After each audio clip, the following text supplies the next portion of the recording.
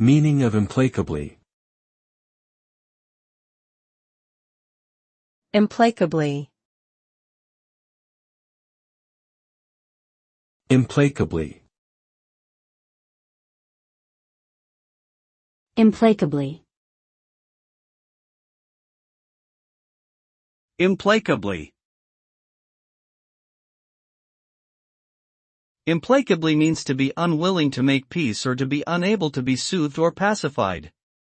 When someone is described as being implacable, it suggests that they are very determined and focused on achieving their goals, no matter what the cost may be.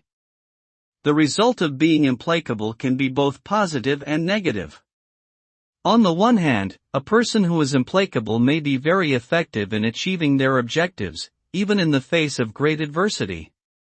On the other hand, this approach can also lead to conflict, estrangement, and other negative outcomes if it is not tempered with empathy, compromise, and an appreciation for the perspectives of others.